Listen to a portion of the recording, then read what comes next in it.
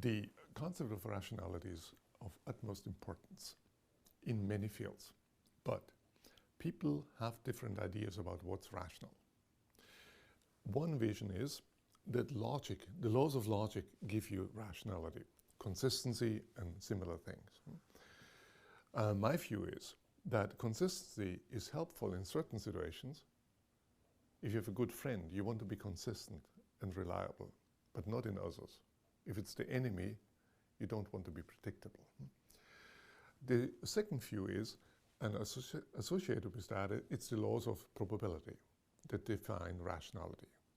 Again, that helps in a small world, but not in a world of uncertainty. Most of these versions of rationality are internal rationality. So you are consistent or not. You say, A, you're transitive or not. But if you think evolutionary, that's not your goal. You want to be successful in the world. That's the goal. And we have developed a concept of ecological rationality, meaning the study of how heuristic strategies are successful in the world. So the question is, if I have a strategy such as imitate the majority, or take the advice of someone who is experienced, in what world is this successful and where not? Or a heuristic like the entire class of one reason decision making. So I go for one good reason and ignore all the rest. In what world is relying on one good reason better than computing an entire multiple regression including this reason? So that's all the questions of ecological rationality. And it's the idea about a vision of rationality that's measured by performance, not so much by procedure. I'll give you a simple example.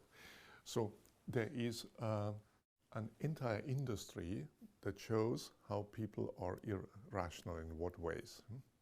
And sometimes we are irrational, but the point is that it's often measured on some kind of statistical criteria that may or may not be relevant. So a common report is that most drivers say that they drive better than average. And that's presented to MBA students, to psychology students, and you get always applause and laughter. How can they be so stupid? And the typical explanations are internal attributions. They're overconfidence, or they want to show off, or whatever.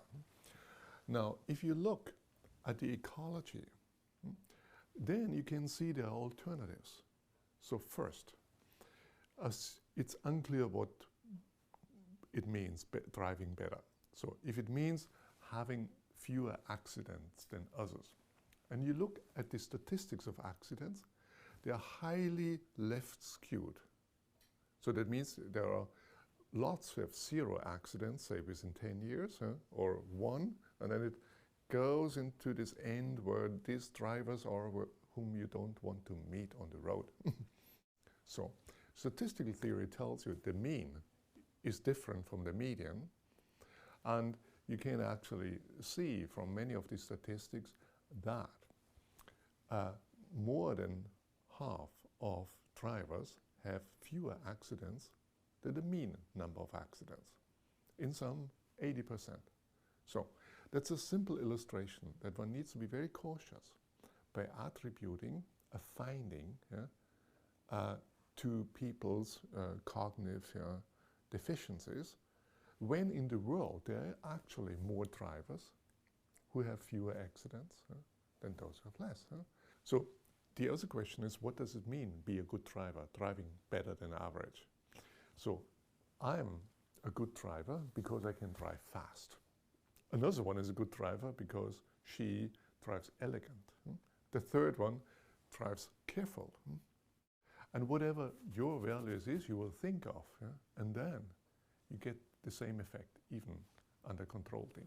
This is an illustration about how many of the so-called cognitive illusions are, it's unclear, at least, that there are any illusions there. And you need to look at environment. in order to judge whether a phenomenon actually reflects a bias inside or an unbiased mind who tries to get along with an environment that has other structures than you're thinking of.